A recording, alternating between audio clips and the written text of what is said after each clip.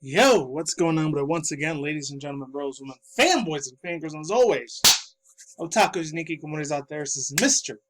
Nintendo Sony Free 2011, aka Manny Wolverine. Of course, you guys are my centers on towards this channel. Follow me on Twitter, Instagram, all that good, beautiful stuff.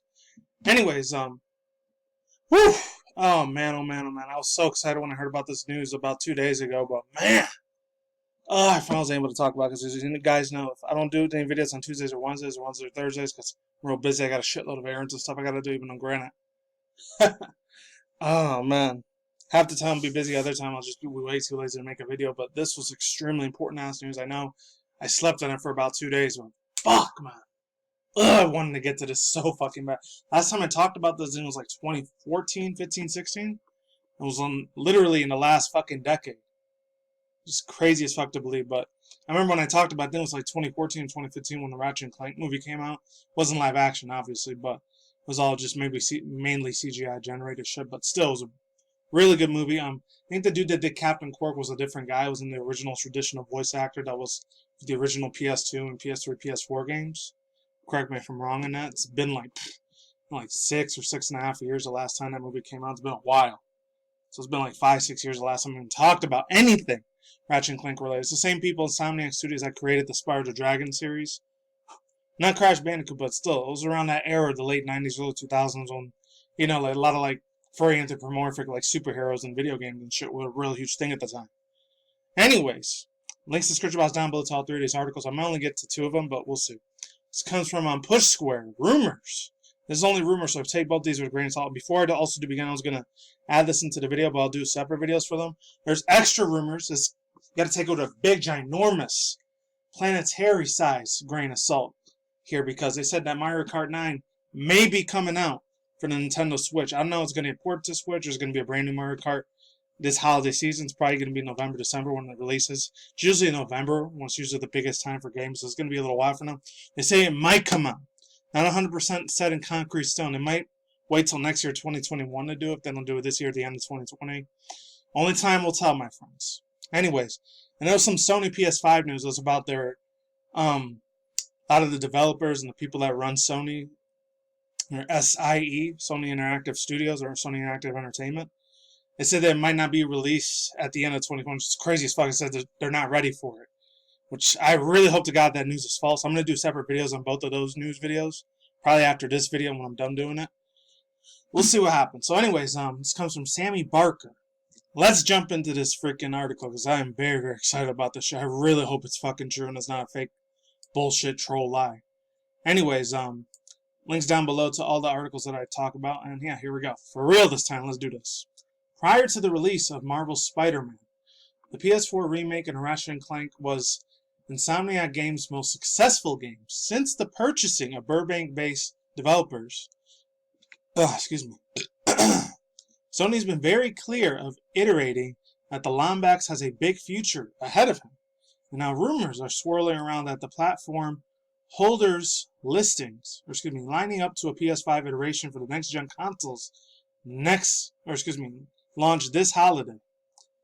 Sacred Symbols host Colin Moriarty, hopefully I'm saying that right, has been hinting at the existence of a new Ratchet & Clank series for a little while now, but since it's never been officially announced, he believes that it's been converted to the PS5. Speaking on his podcast, he said, quote, I feel like this is going to be a launch game Ratchet & Clank game that's long been in development for Insomniac, quote unquote. It makes sense, of course. Ratchet & Clank is not the only popular series, but it's also the perfect property to showcase the power of Sony's new hardware. Furthermore, the franchise is marketable with identifiable characters that could very well comprise a big part of the PS5 marketing campaign. Assuming this rumor is true, then we're very excited indeed, because you can be sure Insomniac is going to be really pushing the boat out here. Alright, so that's pretty much it there. So overall thoughts, and opinions, I have fingers fucking crossed that this shit is end up being 100% real. The rumor ends up being not just speculative or estimating or any of this other fucking fake bullshit, and it's not a troll thing that's happening. I really hope these resources and sources that these people are getting from Push Square or any other like video game news article site is 100% real. It's not fake. It's not full of shit. It's lied or fabricated. I hope this ends up coming into fruition. I really hope this comes out for the PS5. Ends up being one of the PS launch games. I know some people want an Act 2 or a brand new remaster for maybe, I don't know, for old school PS1 fans like me or PS2 fans like, I don't know, want to bring old school things like Rayman back. Even though he's been around for a little while in other third-party platform games, but in other video game consoles. But man, or even other things like I know they brought Medieval back I think a year or two ago, and then a couple other ones. I think they brought Perfect Dark back. I know some people for like Nintendo don't want to see a new 007. That's just like a super old school remake. I doubt they'll ever do that because remember that was from like a Hollywood studio thing too. So not sure if Nintendo will have $1 billion+ to pay Hollywood to like use one of their old school characters into a video game again like they did back in the day. Anyways, let's get into some crazy, wild, wacky ass news. It's not really going to be a rant video here, but links to the description box down below if you don't want to hear me say it. Talk about it. So here we go. So it says about 3 or 4 days ago, by the time you're watching this, which is probably 4 days old. GameStop actually rips itself off. Weird closing sales loopholes. Comes from, if I'm saying this right, Callum Williams. For gaming news, this comes from Game Rant. It's very, very very well known website for gaming. Anyways, despite the company being the most well-known video game retailers in the world, GameStop's statures have plummeted significantly over the last few months due to sharp drops in sales. I don't even remember the last time I talked about GameStop, and it was like June or July last year. So it's been a very hot-ass second the last time I talked about anything GameStop really. They're like a slowly dying, dwindling corporation. So I don't know. They fucked me over a few times. That's why I stopped going over there. Anyways, let's move on. The chain of the popular store has been facing bleaker times more than ever before, with the company closing down a number of locations to help manage funds. However, it appears this mass closure has led to a particularly unfortunate side effect that GameStop evidently wasn't expecting.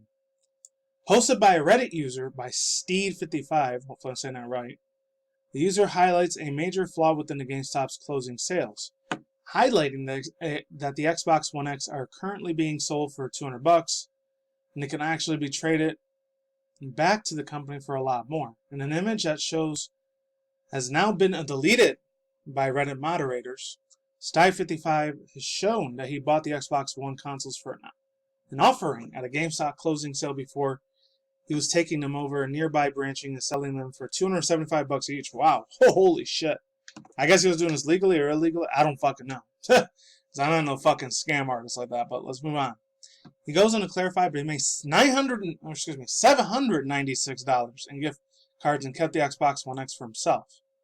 Holy fuck. Although there's a sense of irony in seeing this game as purchasing second-hand games off customers for the iteration of low prices, this scam is terrible oversight for the company, especially when considering the financial issues it currently sees itself dealing with. Unfortunately, for this user, it appears that this could be a serious ramifications in attempting to exploit loopholes from the company's system as well. Oh, there goes the guy, the man, the myth, legend, there. It's like Review Tech USA. YouTuber Spawnwave Media Plus and a number of commentators on the original Reddit thread have made the poster aware of the GameStop flag up suspicion traders on the system and effectively banning them from trading with the company ever again. It's a severe deterrent and one that will no doubt stop many other readers from attempting the same scam. They're going to be a neck deep full of shit if they get fucked over by GameStop. Hopefully they don't know how to go into court and then end up going to jail for a couple of years. That would suck. Anyways, let's move on to this last little bit of news. I'll let you read this last part for yourself. So it says, for those who are unaware of GameStop's current financial issues, this has been going through tough times recently due to a massive plummet in sales over the holiday break. Reported by the company, sales dropped 27.5% in the holiday quarter, which is terrible statistics for a retailer considering that the build-up to Christmas was the most financially lucrative time of the year.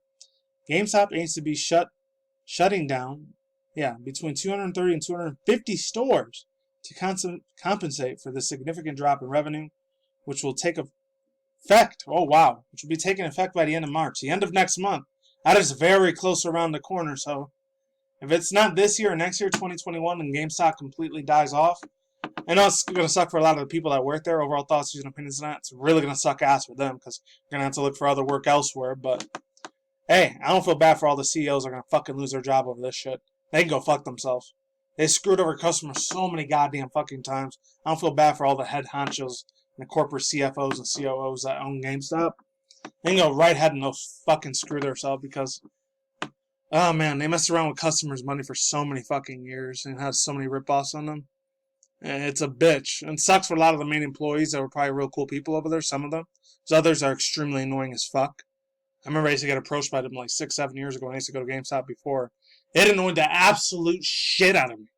Made my blood fucking goddamn boil and just, If it was legal, I would have just smacked him up in the fucking face, seriously, without going to jail. But anyways, let's get into the last bit of news. But I'm not going to risk going to prison for some asshole's jerk-off's going to be fucking annoying the hell out of me verbally.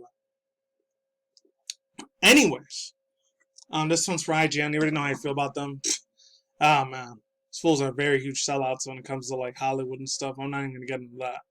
So it says, Platinum Games would love to finish a Scalebound with Microsoft. I forgot about this Scalebound game. That was like 2016 or 2017 the last time I heard about that project. I think it failed twice, so I doubt it's ever going to come back. If it does, I'd be extremely mind-blown over that. I don't know if Nintendo or Platinum Games or someone, maybe Sony, like, paid them $1 million or $1 billion+ to do the game. That's the only way I could see the Scalebound game being finished. Anyways, Platinum Games says it would love to finish making its canceled action RPG Scalebound one day, but it would need Microsoft's permission to do so. Earlier this year, Platinum Games was announcing it was expecting to have a big 2020, partly due to a studio making a move towards self-publishing. Producer Atsuki Inaba, hopefully I said that right, Inaba, spoke to Eurogamer.net recently about this, and we asked if being able to self-publish could mean Scalebound will be one day finished. I know some people really want Bayonetta 3 or another remake sequel to Wonderful 101, but that's my fucking take on it. I really hope Bayonetta 3 comes out. I never got to even play Wonderful 101, unfortunately, so I think it was like, I don't know, a spiritual successor to Beautiful Joe. I could be wrong on that. Well, let's move on. The quotes are translated by Google. This might be a little fucked up, because if it does do Google Translate, sometimes it's not always 100% efficient. Right. It's like 80% right sometimes. Again, it's a good question, but this was an intellectual property that belonged to 100% to Microsoft, Inaba said. Whatever happens to this project, we can't really do anything with it unless Microsoft leaves us.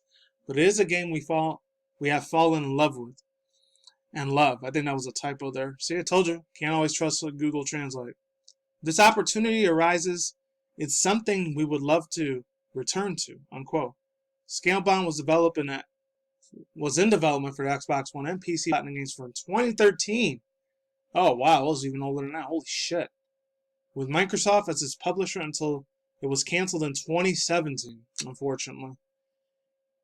It was to an action RPG that most notably involves commanding a huge dragon in battle. Yeah, it's unfortunate that shit ended up happening, because I know a lot of people, if they don't want a remake or sequel or maybe prequel or spiritual success for the Wonderful 101, for me, I want Bayonetta 3 a lot more than Wonderful 101, because I did play the first Bayonetta. I still got to play the second one of these days. And the third one, and whenever that fucking title comes out, oh my god, I'm going to be fanboying the hell out when the third one comes out. I really pray to God it's as good as the first story was. That's for damn sure. And the graphics, fucking hugely phenomenal as fuck. It works so well for Platinum Games. That's all I can say for now, and that's it. Links to Scrooge Box down below to all the articles I talked about, and I'm out of here. Peace out once again, ladies and gentlemen, bros, women, fanboys, and fingers, and as always, Otaku and Nikikomores out there. I will see you, and I see you guys a day. Have a good night, wherever you're at in the universe out there. More future content channel, including video gaming, industry news, anime, mountain news, internet news, and of course, reactions on this channel once in a while, and that's it. Peace out. I'm out like sauerkraut. Later's goodbye. I'll see you on the flip side. Take it easy. I'm gone. I'm out. Lates, and see you guys soon. Take it easy. I'm gone.